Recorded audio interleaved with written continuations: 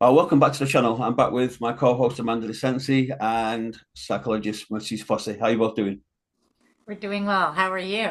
I'm okay. A Good. little bit apprehensive about what's about to unfold, but I hope So this have No, you thought this told is good. This have is you told good. I look forward to therapy day. So my ex-partners will be queuing up to download and share and comment and Perfect. I guess this is a little bit unorthodox. Have you told your listeners, the viewers, what's going to happen today? Are they apprised of the situation? they'll know this weekend and then they'll know when it's coming out. There'll be a countdown for it. Perfect. So today we're going to do a bit of a ad hoc therapy session with myself and Raz. I don't know how representative this is going to be of the typical therapy session because I'm kind of doing it on the fly, but I'm going to treat it like I would treat a walk-in session. So I have a walk-in service where people literally can just show up on a Saturday unannounced and without an appointment, and so I would kind of take it from there. So Okay. it's a more solution focused, brief therapy kind of approach. So it's probably not going to be particularly Freudian. We might not get into it. We might. It all depends on how Okay. things progress with us. And so usually I would begin with a question about why are you here today? I'm not sure that would be appropriate unless you have something you want to talk about.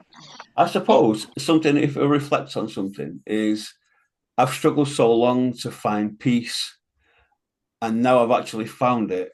I'm struggling to let anybody in, and my emotions get the better of me very, very quickly when that peace is disturbed.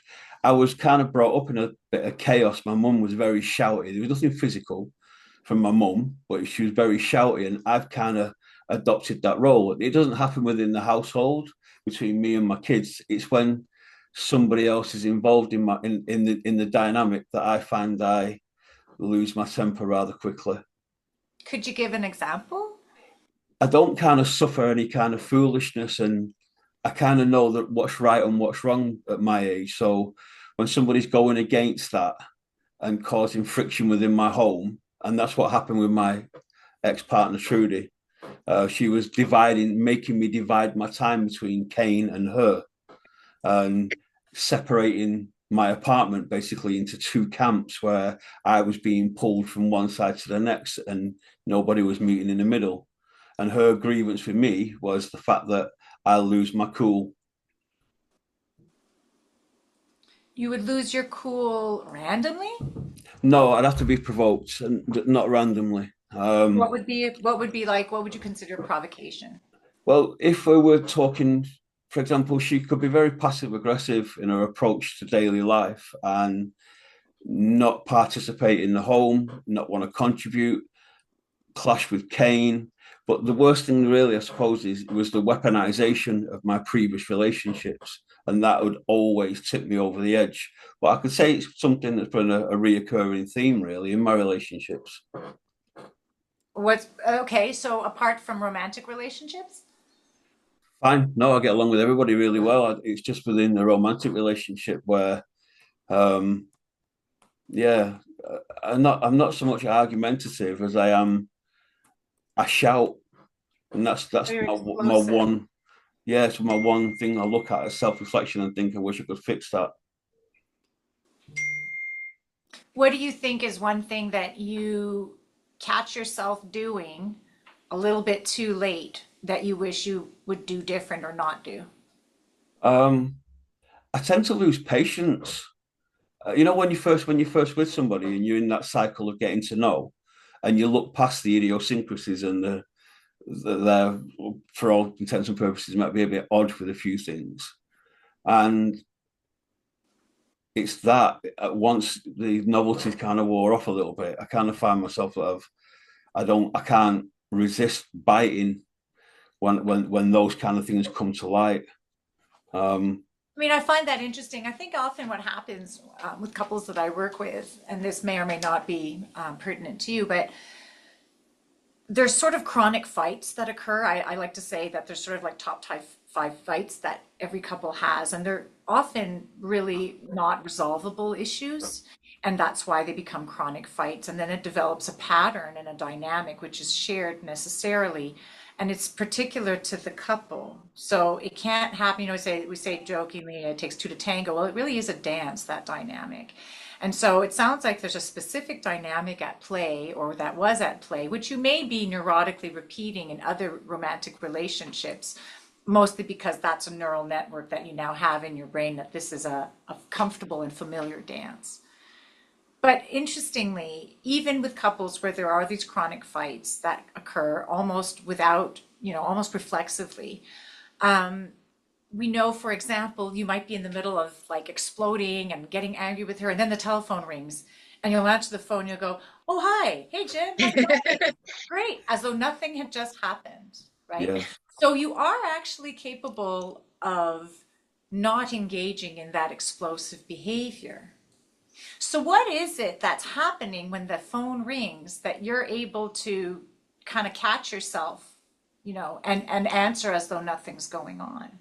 And we want to tap into that. And that's a way of managing our anger, That's a right? really good point. I can't, yeah, and that's exactly how it is. If someone was to phone me mid-argument, it'd stop entirely. And I go, "Hi, Absolutely. how you doing? You okay? Yeah, yeah, no problem. All right then, pal. Bye, click." And then Right. I it'd just start I just again. called my wife all kinds of names. I just sent her to hell, But yeah, Yeah. everything's good. And so that dysregulation, we do have manual overrides on that dysregulation and on that explosiveness. So there's a lot of questions you have to ask yourself about that. So apart from the dynamic that's specific to the relationship, you're alluding to like, oh, so by the way, that's very typical to have a really positive experience for the first 2 years in a relationship and to ignore a lot of things. And that's because the neurochemistry is really facilitating you being able to procreate with that person. So there's going to be a lot of give and take about that, around that, because it takes about 2 years to sort of successfully impregnate and raise a child. And so you want to make sure that you're really enjoying each other Yeah. maximally during that period. Now, this is a real simplification, okay? I'm not a neuroscientist. So from a neurological point of view, after that sort of roughly 2 year period, you're definitely going to be not ignoring all the things that were kind of hitting the radar, but you were kind of brushing aside. Yeah. And so then that forces us to then reckon with those differences, the things that we maybe do find really truly irritating. And so that's more couple work. And I wouldn't really be able to engage in that with you, given that you're, Yeah. I guess, is she still your spouse, ex, Oh, no, no, whatever? no. Yeah, yeah, she's gone. Okay, well, given that she's not with us, it kind of wouldn't be very productive. But we can work on you and your explosiveness and how that shows up maybe in other situations. So I would be curious to find out if you've ever had that kind of a frustration with someone who you weren't in a romantic relationship with. So maybe a chronic disagreement with a boss, let's say. Have you ever had something like that? Yeah, I mean, even I know it sounds it's only happened a couple of times. I've had trouble outside the door, outside my apartment, where lads have been looking to get at my son, but they came with balaclavas on, and I do get very defensive, um, and so yeah, I was outside within a matter of a second, and I didn't wasn't fussed who was there, and yeah, I can lose my cool. So Um, can you give me maybe some more details about an example? uh, yeah, I've had it where I feel that if I've been slighted by a boss when I was working in kitchens, and it'd take me a minute to lose my temper, but if I felt like I was right and I was being ignored, I'd just gone and I'd start Be red. ballooning. Yeah, just see red. Okay. So what you're describing there is emotional dysregulation, it's flooding, right? So usually what we would do, so from a cognitive behavioral perspective, which is my bag, that's kind of my primary treatment model. We would want to look at all of the steps that occur just before the explosion. And we kind of want to map it out. What does that look like? What are all the little tells? What are all the little cues? First thing, agitation, my hands on my face, literally pulling at my face and putting my hands in, and then when it gets too much, it just boom, it's gone. And I can't even really tell you. I mean, I've never ever been physical. It's just vocal. Right. Um, So and if you think people tend to back down to me as well once I do that. Be it a male, be it a female, they'll tend to go, oh, okay, no problem, and they'll stop. Yeah, so that's why you do it, right? That's why you continue. So there are reasons we do behaviors and there are reasons that we continue to do behaviors. So, it works. You manage to intimidate people and you kind of get what you want. And so that Well, gets then seared in your memory that that's a successful strategy.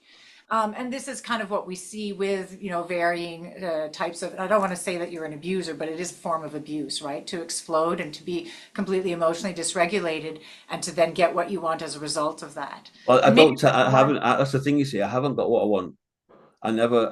I always come out on the losing side. Like I say, even when I've been provoked and my ex would talk about my ex partners and she'd bring them into play and use it as a weapon, and I'd go oh, and lose it and f words and stuff like that. And regardless of what she'd done, I'd still be the one at fault. That's how it always felt. I never ever felt once that I got a victory out of it. Okay, And as a rule, I'm very, very calm. right. Very, very calm indeed. So, well, maybe there was a sort of Pyrrhic victory. I mean, it might not have been exactly what you wanted, but for sure you were getting something that was either familiar or comfortable or what you wanted in a sort of unhealthy way, right? Yeah. So we look at children, for instance, who misbehave to get attention, right? What I would then coach, let's say parents or educators in a situation with a child who's misbehaving for attention, and we'd have to establish about what was going on, but I would say, well, what you really need to do at that point is retrain your responses to the misbehavior, and you have to start to starve the misbehavior and feed the good behavior. So you Okay. have to catch the kid behaving well and then give them lots and lots of attention and pretty much ignore when they behave poorly so that it's more to their advantage to behave well than behave poorly. Okay, this is very Yeah. behavioral stuff. Now, in the same way in your relationship, maybe it was a way of getting her a certain kind of attention or feeling like you were being heard, even if it meant that you had to explode to do it, that this was the means you had at your disposal. And perhaps that's why it was a victory without, you probably would have preferred to get her Yeah. attention otherwise. Yeah. I mean, it was a very difficult relationship. She's extremely OCD, and what I recognized was her OCD overlapped onto people. I mean, the rug would have to be at an angle. If you went in the morning, if we made breakfast in the morning, me and Kane would be, oh my God, there's crumbs, because that would be something that she'd focus on. And plug sockets being unplugged and plug sockets being turned off. And it was just real. And that became control. And Okay. it Well, so this became to a me very, sounds very. very intense relationship. It was awful. Yeah. So that actually, so you've given me a lot more to go on now. I would say that then probably your explosiveness is more like reactive abuse. So it's Which like is you what I spent your thought. whole Yeah. time being hyper vigilant about, okay, is this okay? Is that okay? Is she going to be annoyed with me? Am I going to piss her off? Is this going to happen? Da, da, da, da, da. And then you get the slightest whiff, sometimes even neutral stimuli with someone who's hyper vigilant becomes negative stimuli. Yeah. And so she might say something, let's say whatever, you thought you'd picked up the crumbs, and then she walks into the room and she has a certain look on her face and she doesn't say anything. And you might immediately pick that up and go, oh, she's unhappy, right? Exactly. And because you were spending time cleaning the crumbs, you start to think, oh, she's annoyed. I didn't clean up enough. She's going to make a comment now. She's going to pass. And maybe she doesn't do anything She does. for like 5 minutes. And then suddenly she says, oh, hey, did you buy milk? And you'll boom. Why you're always I can never get it right with you. Blah, blah, blah, blah, blah. And That's so what's like, yeah. right. So that tells me that you were dysregulated before anything was even happening. And you were probably reinforcing that dysregulation. So you're right, you weren't getting anything out of the explosiveness. It was more so that you were stifling, stifling, stifling, stifling, and then volcano style, there was an eruption. And that had happened. You could almost set your timer to it. It was just a constant wheel we're on, and a feeling of very much being on edge all the time. And Kane was the same, and very on edge all the time, and actually wondering how do we manage this person on a daily basis. And then just the comments and not being able to stay on point was a difficult distraction. And if it was about the microphone, it was just about the microphone. But she'd digress, and that's when I tended to lose my cool, really. And Yeah. anything to do with Kane, when she was disrespectful or speaking bad of Kane because he's lovely, that's when as well my back would be up. It was a very difficult dynamic. Yeah, I mean, so I don't know her, and I don't know if the diagnosis is a real one, but if you are working with someone who has, let's say, OCD or another anxiety disorder, usually anxiety disorders are really coming down to control.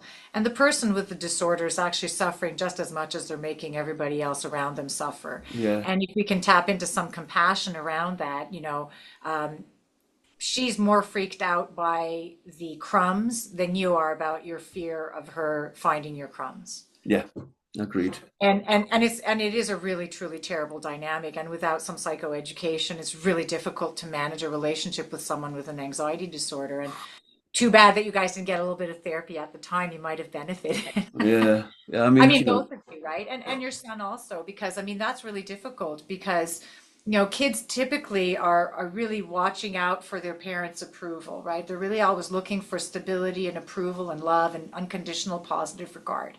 And if they're not getting that, then they become, as you were with her, quite vigilant. Like, okay, how's dad doing? How's mom doing? How are both of them doing together? Is there something that I can do? Like, do I need to make myself really small so that they're okay? Do I need to make myself really big so that they're distracted and pay attention?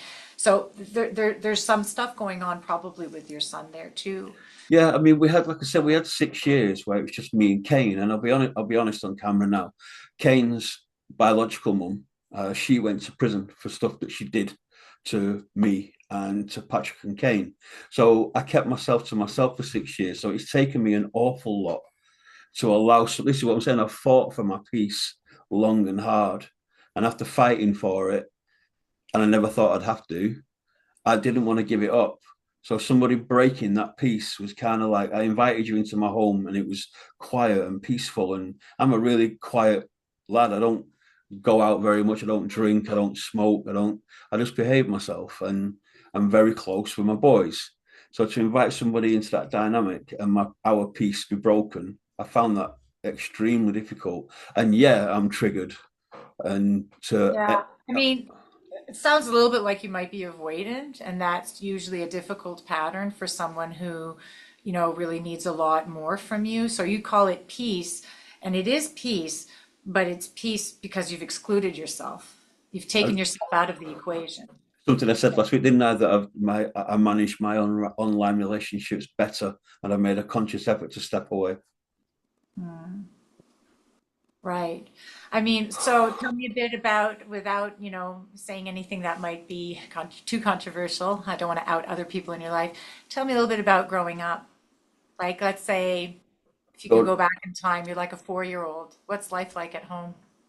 awful. My dad had already left. By the time I think I was probably 2. My sister was 4.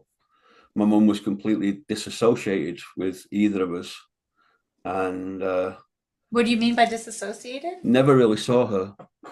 Basically was that we were at our grandparents, and when I was with her, even now I don't feel love like I love my boys, or my sister loves her children. I don't see that in my mum.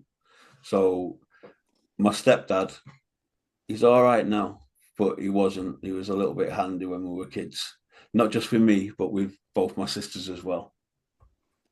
So yeah, we So all, that's where the hypervigilance comes from, a yeah, chaotic childhood. very chaotic. And like I say, we all left home before we were 16. I left home at 14. My parents actually left my younger sister. They left her in Wythenshawe, gave her a choice. We're moving to Cheshire. Either come with us or don't. And she went, I don't really want to. I've got my school. And they left her with her friends, her friends' mums. So, and my older sister, she left home literally at 16. So, and again, the family dynamic still isn't there. Like even though we're Jewish, we're assimilated and we celebrate Christmas as well. We've only had one Christmas in the last since I was 14 together. There's no real family tie there. So it took me a few times to get this right, and I think that's what my issue is. I've got it right now. I've got it done right by my 2 boys, but I have got a failed relationship behind me with children. So it's taken me to get it right, and that's what I think my problem is. Now I've got it right, I don't want anybody else messing that up for me. Are you an active agent in your own life? How do you mean?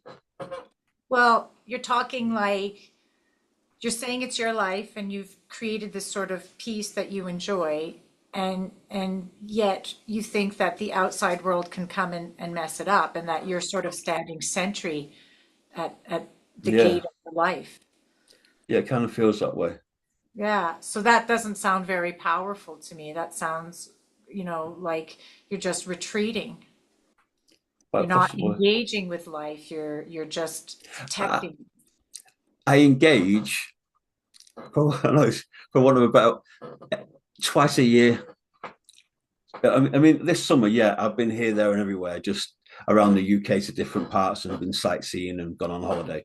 But as a general rule, I'll tend to be at home, and then I'll go up to Manchester, and my friends are DJs and they put on big parties. I go to a party, stay at a hotel, and I'll come home. Nothing, never do anything in front of Kane, so it's nice and quiet. And then I come home, don't say anything about it, and then 6 months later, I'll do the same thing. And that's kind of my routine outside of working and things like that.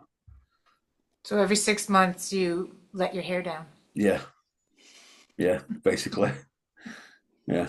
Away from home as well. I don't, like I say, I don't do anything in front. I wouldn't do anything in front of Kane. So it's quite a stagnant life, then I suppose, isn't it? Well, I mean, if you're happy with it, that's fine.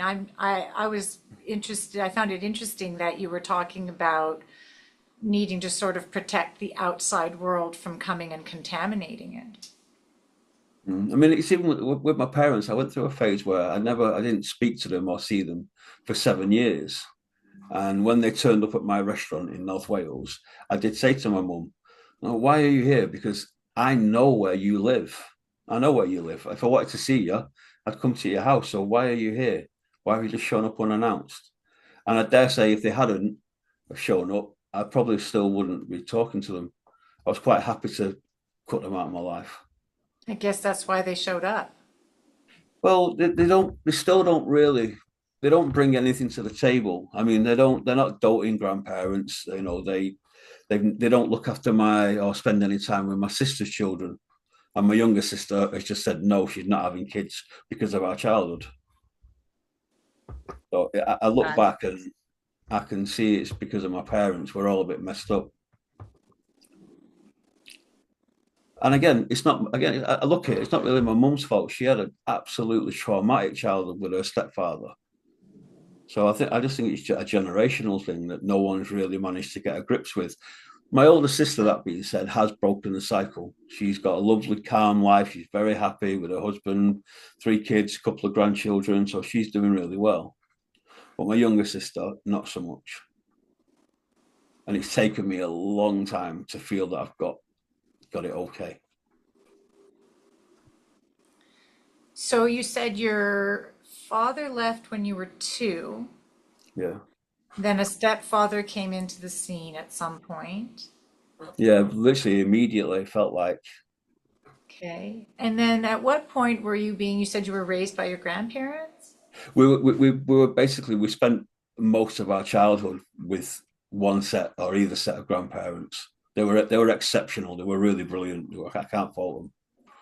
So that they were Tell the me a ones bit that about your mom's parents. uh, again Jewish upbringing. My nan, but she was. I didn't realize the guy that I thought was my granddad wasn't actually my granddad until I didn't find out until I was in my 20s. Um, he was extremely abusive with my mum. He knocked her front teeth out, buried her in the coal cellar. Used to make them stand in the corner of the room with their nose touching the wall, and her and my uncle. And again, he's messed up as well from it. Wasn't even really the fact that he wasn't a drinker. In the end, he was diagnosed bipolar and was taking like Largactil to calm him down. But That's your yeah, uncle? my grandfather, Okay, but not your biological not grandfather. biological, no. Gotcha. My real father's parents, they were just delightful. They just looked after us and took us on holiday and bikes and taught us to swim. And they had a caravan that was able to decompress basically for every weekend. So we never really saw our parents very much. So when you think of your paternal, this is your paternal grandparents, right? Yes, So what, take me back in time. What was it like? What was their house like? What were you up to? very, very cluttered. They were back in the 70s and 80s in the UK. If you was a business owner, you were doing quite well for yourself under a Margaret Thatcher government. And he had a butcher's shop and he was very popular. So they were quite affluent, and it was all the trimmings. It was ice skating lessons and swimming lessons and holidays. And when winter came around, there's your winter clothing and boots and things like that. They were very attentive. Um, but a little bit frightening as well to go with it. She was a bit scary. But my Jewish nan, my mum's mum was just amazing. She was lovely. What was scary about your dad's mom? Just strictness. It wasn't one of them. I could go and sit next to my maternal grandmother and put my head on her lap, and she'd be affectionate with me. That bond wasn't there. It was still quite cold. So she was quite stern, but still a very nice environment in comparison to being at home. So there were sort of, so the advantages of someone stern is that they're very predictable. Yeah, And the disadvantage is that there's perhaps that lack of warmth. yeah, for sure. And so you were getting the warmth from your nan, Yeah, and you were getting the structure and predictability from your other grandma. yeah, very much.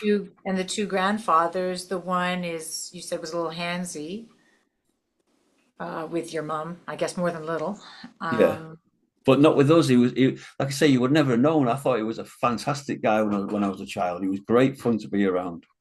Took us what was places, fun played about with. him?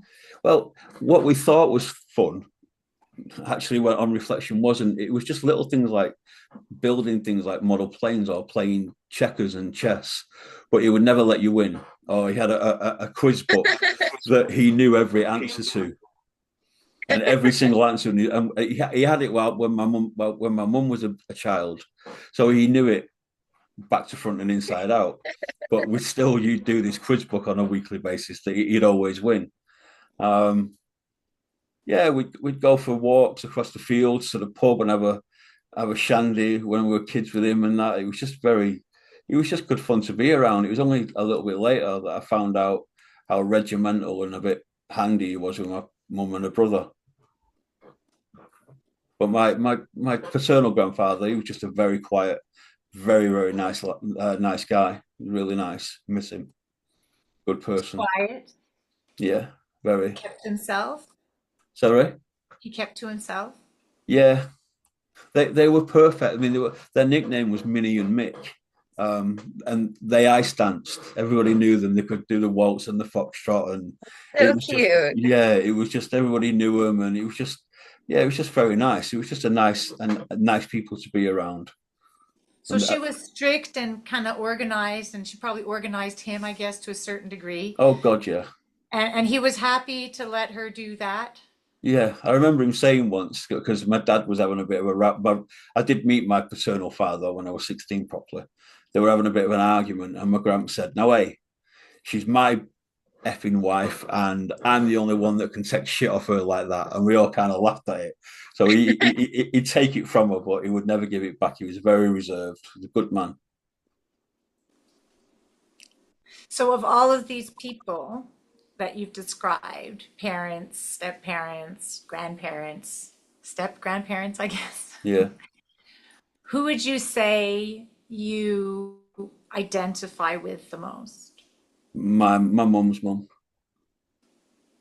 So Everything your was big everything old based heart, on yeah, big everything marshmallow. yeah, everything was based around food and in the kitchen and so yeah, man, and then my paternal grandfather would be next. They were just nice people. So I guess it feels like a bit of a betrayal when you lose your cool Very much so. I'm and disappointed in you're, myself. yeah, yeah.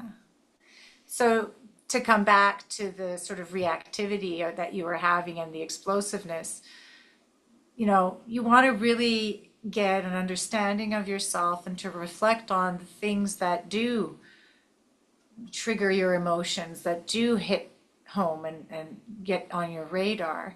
And you want to start to understand, let's say, the history of it or the story or the narrative that you're creating out of that, you know. So what do I mean? It's like you have an expectation of the world, and if you think that the world is basically a safe place, you're going to be pretty gracious in your interpretations. But if you think the world is basically not a very safe place, then your interpretations will be colored by that also. That's And a so good you're point. going to take stimuli that are coming at you and you're going to, sort of lock them away and interpret them in ways that are specific to you and your expectations, which are based on your experiences. And you want to be aware of that so that you can get a handle on it. And the first thing really is to label it and to understand. You have to observe yourself long enough to know. So you talked earlier about sort of rubbing your face, and that's sort of, I feel like that's probably 10 steps down the line, right? Because that's really pretty overt. But you want to back up that build up and you want to kind of go step by step. And so I might say to you, okay, well, what's happening right before, you're rubbing your face? Like what's going on in your body? Um, I tend to withdraw. I tend to walk away from things. Right, that's me done. Leave me alone. Let me just be by myself. It's then if I'm antagonized further. Uh, Right. So but that's a response, right? I'm talking yeah, just before the response. It's okay, by the way. It's pretty difficult to do. yeah, So so that's a danger response, right? So you've probably heard of fight, flee, freeze, and fawn. yeah. Have you heard of these? Okay. So, wanting to flee the situation, leaving the room is a way of dealing with danger. Exploding, fighting is a way of dealing with danger.